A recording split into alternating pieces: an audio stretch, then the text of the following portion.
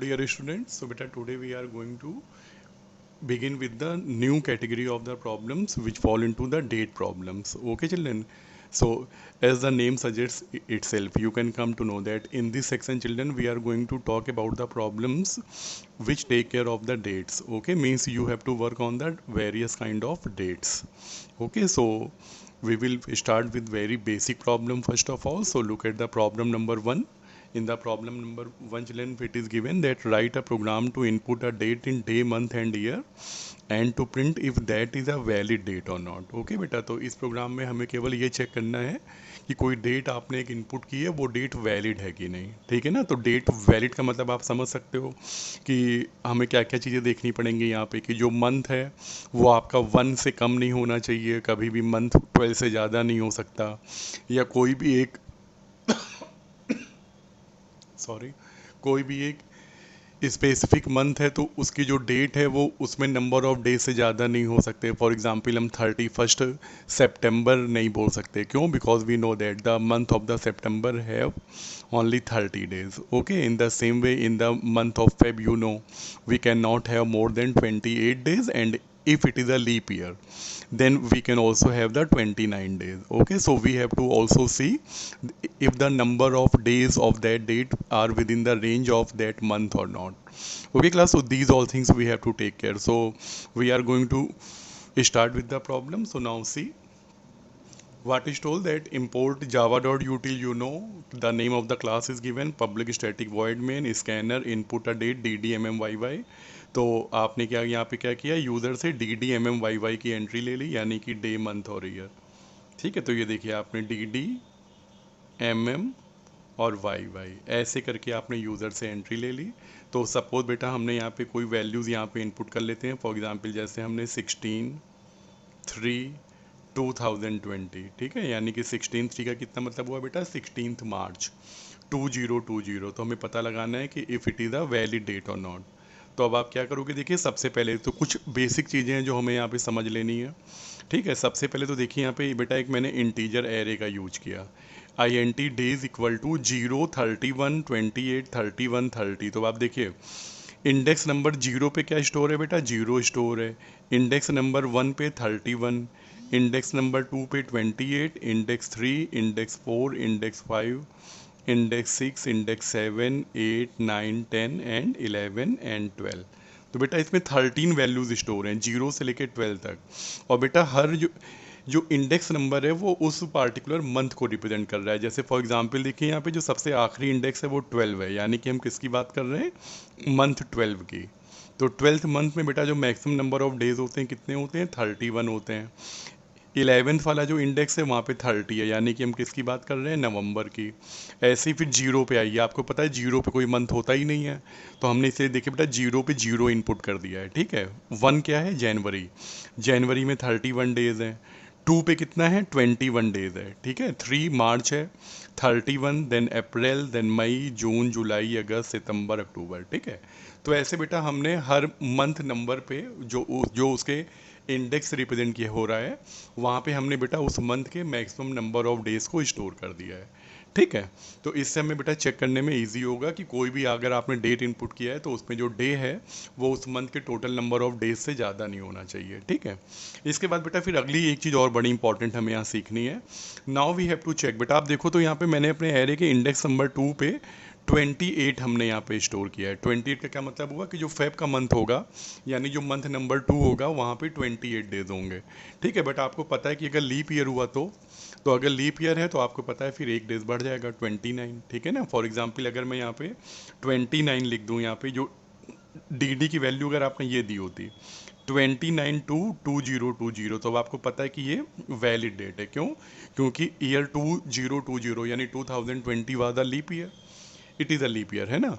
और इस साल जो है फेब में आपको पता है कि that we had the 29 days. Okay, तो यानी कि ये डेट मेरी वैलिड आएगी। ठीक है, तो हमको यहाँ पे बेटा अपने एरे में ये जो वैल्यू है 28 ये चेंज भी करनी पड़ सकती है। तो इसके लिए पहले हमें क्या करना पड़ेगा, हमें अपने ईयर को चेक करना पड़ेगा कि whether it is a leap year और नॉट। और लीप ईयर की बेटा जो कंडीशन जो जावा में लगती है वो देखिए यहाँ पे दी गई है। तो बेटा ये जो कंडीशन है ये दो पार्ट में है, एक ये कंडीशन है और एक ये कंडीशन है। थोड़ा सा सरप्राइजिंग है हम लोगों के लिए। है ना। थोड़ा सा सरप्राइजिंग क्यों है, क्योंकि हम लोगों ने यही सीखा है कि ईयर बेटा अगर 4 से डिविजिबल है तो वो लीप ईयर है, ठीक है ना।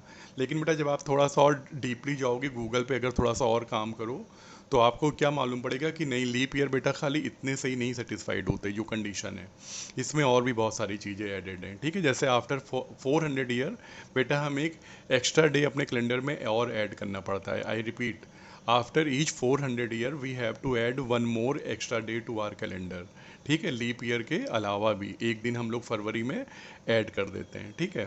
तो वो क्यों करते हैं, क्योंकि देखिए हम लोग को ये सिखाया गया है कि बेटा फेब में 365, ठीक है, यानी कि पर ईयर जो होते हैं, ठीक है, वो 365.25 डेज होते हैं, ठीक है। तो ये 0.25 हम लोग क्या करते हैं, ड्रॉप करते जाते हैं, और आफ्टर 4 ईयर वो जो है 1 डे क्विकली जो है बन जाता है, ठीक है। यानी कि हमारा जो सन है वो रिवॉल्व करता है, सॉरी हमारी जो अर्थ है वो सन के चारों ओर रिवॉल्व करती है, पूरा जो साइकिल है वो 1 ईयर में यानी 365.25 डेज में कंप्लीट होता है। पर ऐसा नहीं है बेटा, इसके आगे कुछ फिर वैल्यू पॉइंट्स में भी हैं, समझ रहे हैं ना। यानी कि ये जो 0.25 है ये एक एग्जैक्ट वैल्यू नहीं है, तो 0.25 तो हम लोग कैलकुलेट कर लेते हैं, पर ये बाकी इसके बाद जो और है 0.06734 समथिंग, ठीक है, ये जो बहुत छोटी बेटा माइन्यूट वैल्यूज़ हैं ये हमारी एक्यूमुलेट होती जाती हैं, ठीक है। तो इनको एक्यूरेट करने के लिए ये, ठीक है, हम लोग अपने कैलेंडर में हर आफ्टर 400 ईयर हम लोग क्या करते हैं, एक नया दिन ऐड करते हैं। तो ये चीज़ आप जो गूगल में जाके इसका वीडियो भी चेक कर सकते हैं, और भी कंडीशन है गूगल में आप सर्च करोगे मिल जाएगा, ठीक है। तो यहाँ पे देखिए जो कंडीशन दी गई है वो 2 पार्ट में है, तो यहाँ 2 कंडीशन है, ठीक है। 2 कंडीशन कैसे हैं कि देखिए पहली कंडीशन में क्या बताया गया है कि इफ़ ईयर मॉड्यूलस 4, कि अगर आपका ईयर 4 से डिविजिबल है, ठीक है, एंड 100 से डिविजिबल नहीं है, ठीक है, तो वो लीप ईयर है। तो जैसे ही देखिए मैंने जो ईयर डाला है 2020, आप क्या देख रहे हैं कि ये 4 से तो डिविजिबल है पर 100 से डिविजिबल नहीं है, यानी कि ये लीप ईयर है। पहली कंडीशन मेरी ट्रू है। या सेकंड बेटा एक कंडीशन क्या होती है कि अगर ईयर आपका 400 से डिविजिबल हो तो वो भी हमारा लीप ईयर में आता है, ठीक है। तो 2 हैं कंडीशन, दोनों में कोई भी एक ट्रू होनी चाहिए। और अगर आपको इसको समझने में कोई भी प्रॉब्लम है तो आप सिंपली खाली 4 से भी चेक कर सकते हो कि if year modulus 4 is equal to 0, ठीक है, कोई प्रॉब्लम नहीं है, आप जिसमें कंफर्टेबल हो। लेकिन जब बहुत लंबी कैलकुलेशन होती है बेटा, ठीक है ना, यानी कि जब 400 से ज़्यादा ईयर की कैलकुलेशन होती है और तब आपको अगर एक्यूरेट चाहिए रिजल्ट, तो फिर आपको ये कंडीशन दोनों पुट करनी पड़ेंगी, ठीक है। और केवल अगर थोड़े टाइम पीरियड की बात है, यानी 400 ईयर से कम की बात है, तो तब तो फिर आप क्या कह सकते हैं कि सिंपल जो है केवल मॉड्यूलस 4 से भी चेक कर सकते हो, ठीक है। तो बेटा अगर इन दोनों में अगर एक भी कंडीशन ट्रू है तो हमने क्या बोला है, डे 2 इक्वल टू 29। तो बेटा तुरंत ये जो फेब में ये जो 28 लिखा हुआ है यहाँ पे क्या हो जाएगा, ये 29 में कन्वर्ट हो जाएगा, ठीक है। चलिए हो गया। इसके बाद तो यानी कि हमारे लिए जो है यहाँ पे ये जो डेज 2 की जो वैल्यू होगी वो कितनी होगी, 29 होगी, यानी कि 2020 में फेब 29 डेज़ का था। अब आइए ज़रा चेक करिए इसके बाद जो सबसे मेन चीज़ है, अब हम लोग अपना आंसर प्रिंट करने जा रहे हैं कि if year is less than 0, कि बेटा आपने जो ईयर डाला है वो अगर 0 से कम है, और D D is less than 1, आपने जो डेट डाली है वो अगर आपकी 1 से कम है, या D D is greater than days M M. D D बेटा आपने क्या डाला है 16, क्या 16 is greater than days M M. M M बेटा आपने क्या डाला है 3, तो यहाँ पे जरा जाके चेक करिए 1 2 3, 3 पे कितना है 31, क्या बेटा 16 31 से ज़्यादा है। तो देखिए हम लोग यहाँ पे ये चेक कर रहे हैं कि आपने जो डे इनपुट किया है वो उस मंथ के नंबर ऑफ डे से ज़्यादा तो नहीं हो गया है, यानी कि जो 16 है देखिए वो मार्च में 31 डेज, थर्ड मंथ में 31 डेज हैं, कहीं उससे ज़्यादा तो नहीं है, नो। तो आप क्या देख रहे हैं, मेरे लिए भी सारी ये कंडीशन रॉन्ग है। फिर हमने चेक किया मंथ आपने 1 से कम तो नहीं इनपुट किया है, चेक करिए मंथ मैंने 3 डाला है, 3 जो है 1 से कम नहीं है, रॉन्ग। और मंथ जो है 12 से ज़्यादा तो नहीं है, no, 3 is not greater than 12। तो देखिए बेटा मैंने यहाँ पे 5 कंडीशन चेक की हैं और सारी कंडीशन फॉल्स हैं, ठीक है ना।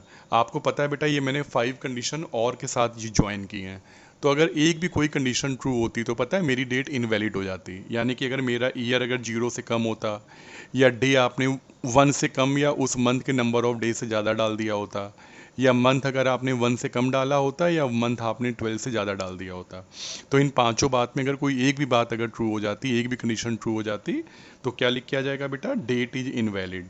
पर आप क्या देख रहे हो बेटा, मैंने पांचों चेक यहाँ पे क्रॉस किए, ठीक है, मेरी सारी कंडीशन रॉन्ग है, एक भी सही नहीं है, तो कंट्रोल कहाँ जाएगा मेरा, एल्स पे मूव कर जाएगा, और एल्स पे जब आप आओगे तो यहाँ देखिए क्या लिखा हुआ है, डेट इज वैलिड, यानी कि मैंने ये जो डेट डाली थी 16/3/2020, ये कंडीशन मेरी ट्रू है। ठीक है, इसको अब आप अगर सेकेंड टाइम यहाँ पे चलाओ, एक और डेट यहाँ पे इनपुट करके देख लो। ठीक है, जैसे फॉर एग्जांपल हमने यहाँ पे क्या डाल दिया, 31/11, ठीक है, 2021।